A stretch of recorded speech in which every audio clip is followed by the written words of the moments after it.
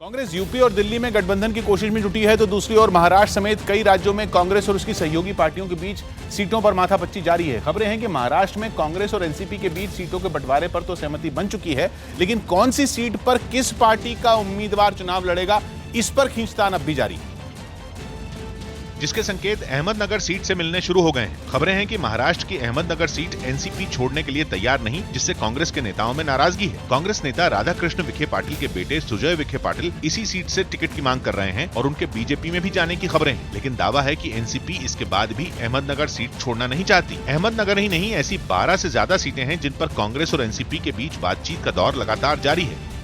और ये सभी वही सीटें हैं जिन पर बीजेपी और शिवसेना थोड़ी कमजोर मानी जाती हैं। सूत्रों के हवाले से खबर है कि महाराष्ट्र में लोकसभा चुनाव के लिए कांग्रेस और एनसीपी के साथ 3 छोटी पार्टियां भी साथ आई हैं। हालांकि उनके साथ सीटों के फॉर्मूले पर अभी बातचीत जारी है। अब तक ये साफ नहीं हो पाया है कि कांग्रेस महाराष्ट्र की कितनी लोकसभा सीटों पर चुनाव लड़ेगी। एनसीपी की तरफ से भी सीटों पर कोई साफ जानकारी नहीं है। सीटों के बंटवारे में देरी के पीछे एक वजह यह भी बताई जा रही है कि जिन सीटों पर कांग्रेस ने अपना दावा किया है उन्हीं सीटों पर एनसीपी का भी जोर है, जिस पर बीच का रास्ता निकालने की कोशिश हो रही है। हालांकि ये इतना आसान नहीं है, क्योंकि अहमदनगर की तरह पुणे सीट पर भी कांग्रेस और एनसीपी में सहमति नहीं बनी है। हालांकि कांग्रेस एनसीपी का दावा है कि वो जल्द सीटों का फॉर्मूला साफ कर देंगे।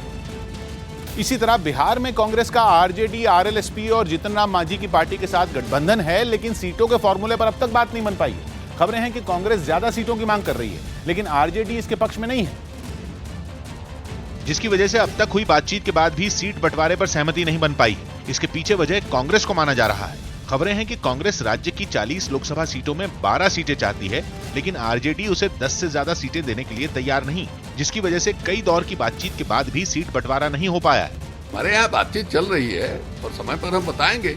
कोई जबरदस्ती तो नहीं। हम जान रहे हैं कि सब लोग उत्सुक हैं ये जानने के लिए कि महागठबंधन का सीट शेयरिंग का क्या हुआ। गठबंधन के छोटे दलों की तरफ से भी ज्यादा सीटों की मांग की खबर है। चर्चा है कि कांग्रेस और आरजेडी उपेंद्र कुशवाहा की आरएलएसपी और जीतन राम मांझी की पार्टी को 3 से ज्यादा सीटें देने के लिए तैयार नहीं है। अगर सीटों का गणित यही रहता है तो आरएलएसपी और जीतन राम मांझी में किसी एक को एक सीट से समझौता करना पड़ेगा, लेकिन इसके लिए कोई पार्टी तैयार होगी ये लग नहीं रहा। यही वजह है कि महागठबंधन को सीट बंटवारे के लिए खासी मेहनत करनी पड़ रही है।